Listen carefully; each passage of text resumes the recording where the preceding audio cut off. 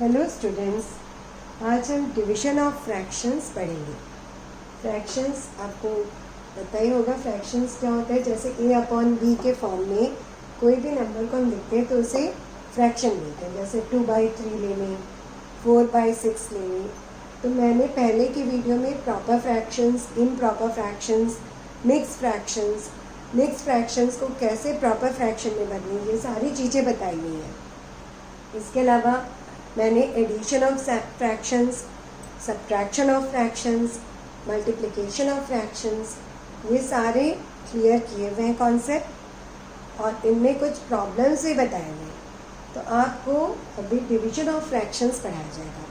Division of to fraction, जैसे मैंने दो फ्रैक्शन लिया है यहाँ पे a अपॉन बी और c upon D. a upon B divided by c upon D. तो a अपॉन बी इसको हम लिख सकते हैं a upon B into D upon C, यानी कि यहाँ c अपॉन डी को मैंने उल्टा कर दिया है। अब ये उल्टा फॉर्म जो होता है, जब डिवाइड में आता है, जब दो फ्रैक्शन को हम डिवाइड कर रहे हैं तो उसको हम उसका रेसिप्रोकल, इसको बोलते हैं रेसिप्रोकल। जो डिनोमिनेटर होता है उसका हम रेसिप्रोकल से न्यूमरेटर को हम अगर मल्टीप्लाई करेंगे तो उसकी वैल्यू भी वही आएगी जो हम इस तरह से हमको पता चलेगा, यानी कि a upon B divided by c upon D. इसको हम इस फॉर्म में भी लिख सकते हैं a upon B into D upon C. अब यहाँ पे d upon C c upon D का रेसिप्रोकल फॉर्म है। अब ये रेसिप्रोकल फॉर्म क्या होता है? रेसिप्रोकल, ये देखिए, रेसिप्रोकल ऑफ अ फ्रैक्शन, किसी फ्रैक्शन का रेसिप्रोकल क्या है? तो टू फ्रैक्शंस आर रेसिप्रोकल और multiplicative inverse of each other if their product is 1, यानी कि दो फ्रैक्शन एक दूसरे के मल्टीप्लिकेटिव इनवर्स बने, मल्टीप्लाई करते हैं तो उल्टे हो जाते हैं, उल्टे होके मल्टीप्लाई होते हैं। तो वो और उनका जब उल्टा करके मल्टीप्लाई करेंगे तो अगर उनका प्रोडक्ट, यानी कि जो प्राप्त होता है उनको मल्टीप्लाई करने के बाद वो अगर 1 आए, तो यानी कि दूसरा फ्रैक्शन पहले फ्रैक्शन का रेसिप्रोकल फ्रैक्शन है। अब इसको अच्छे से समझ लेते हैं। यानी मैं बता रही हूँ कि a अपॉन बी मैंने एक फ्रैक्शन लिया, इंटू मैंने अगर d अपॉन सी किया और उसकी वैल्यू 1 आई, तो यानी कि d अपॉन सी जो है a अपॉन बी का रेसिप्रोकल है। तो d अपॉन सी को एक्चुअली मैं ऐसे भी लिख सकती हूँ कि ये b अपॉन a है। b अपॉन a यानी कि a अपॉन b का रेसिप्रोकल है। इसको हम नंबर्स की मदद से और अच्छे से ऐसे हम समझ सकते हैं। ये देखिए, नंबर्स की मदद से हम कैसे समझ सकते हैं? जैसे हमने लिया 2/3 एक फ्रैक्शन, इसका हम यहाँ पे उल्टा डाल दे रहे, यानी कि न्यूमरेटर को डिनोमिनेटर और डिनोमिनेटर को न्यूमरेटर बना दे रहे। सो 2/3 इंटू 3/2। तो इनको हम अब काट सकते हैं क्योंकि ये दोनों एक दूसरे से कट जाएंगे, ये भी कट जाएंगे, तो हमारा आंसर आएगा 1। तो ये आपका प्रोडक्ट ऑफ टू फ्रैक्शंस है।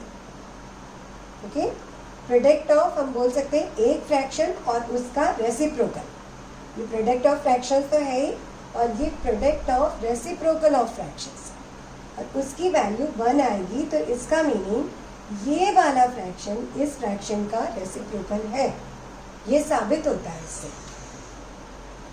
अब हम इससे रिलेटेड कुछ क्वेश्चंस करेंगे।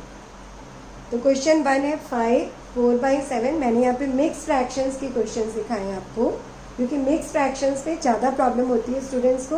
तो मैंने डिवीजन में मिक्स फ्रैक्शंस के प्रॉब्लम्स लेके सॉल्व करने की कोशिश की है, ताकि आप ये भी समझ जाएं कि मिक्स फ्रैक्शंस को प्रॉपर फ्रैक्शन में कैसे कन्वर्ट करेंगे, फिर उसका डिवीजन हम कैसे करेंगे।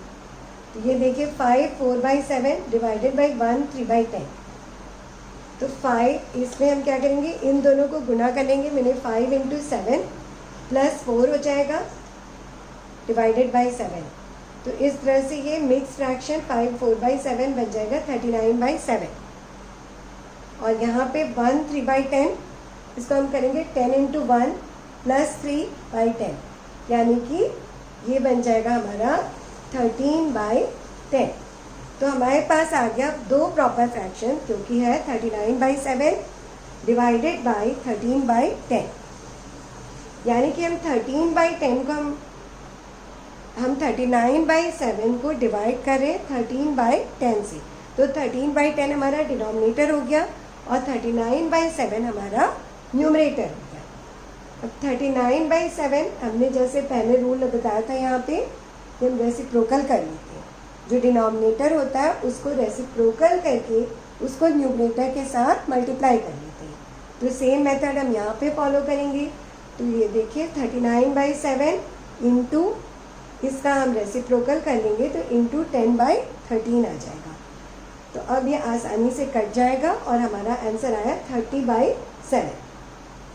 अब 30/7 चूँकि हम यहाँ मिक्स फ्रैक्शंस को लेके चले तो हम आंसर भी हम मिक्स फ्रैक्शन में ही निकालेंगे। तो 30/7 को हम मिक्स फ्रैक्शन के फॉर्म में कैसे लिख सकते हैं? हम 7 से डिवाइड करेंगे, 30 को डिवाइड करेंगे 7 से, तो हमारा आया रिमाइंडर 2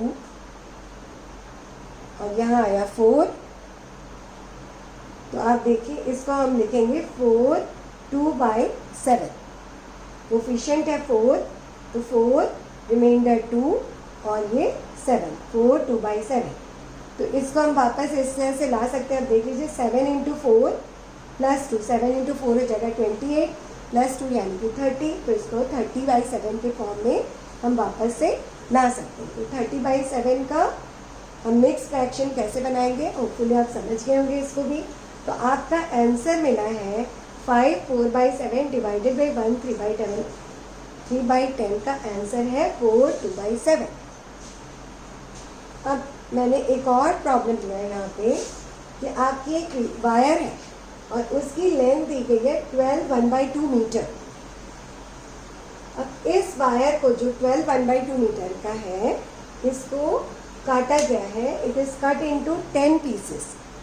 10 पीस में इसको काटा गया है और समान लेंथ के पीसेस आए और हमें लेंथ बताना है एक पीस का।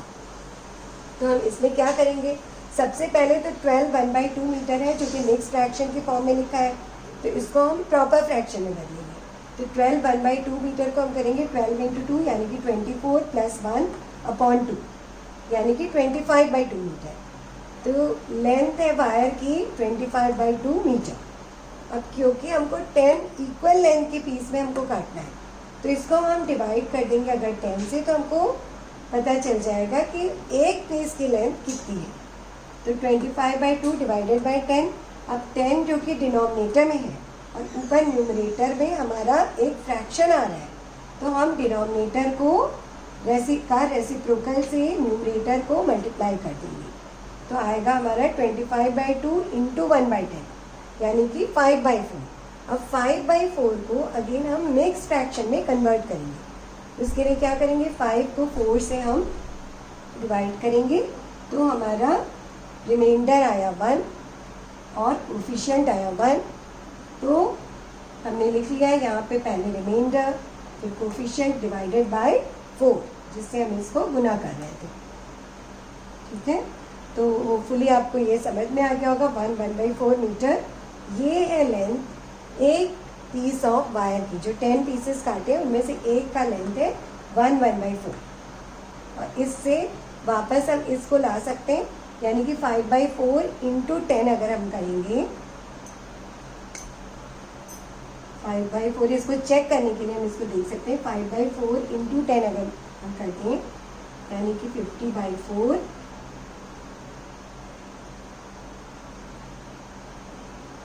5/2, ये वैल्यू आई 25/2 मीटर। तो 25/2 ये देखिए हमारी यहाँ पे भी 25/2 मीटर आ गई। तो इस तरह से आप इसका क्रॉस चेक भी कर सकते हैं कि आपका आंसर सही आया है कि नहीं। तो यहाँ हमारे केस में आंसर सही है। यहाँ पे भी हमको 25/2 मीटर मिला था टोटल लेंथ ऑफ वायर, और यहाँ पे भी हमको 25/2 मीटर मिल रहा है। तो हमारा आंसर सही है। तो होपफुली आपको समझ में आ गया होगा कि मिक्स फ्रैक्शंस का कैसे हम डिवीज़न कर सकते हैं।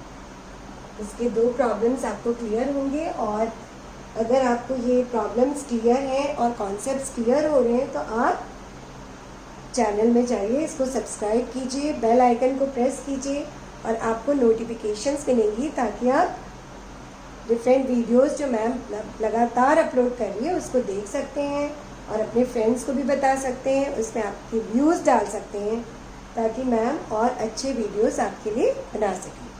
So thank you, have a nice day.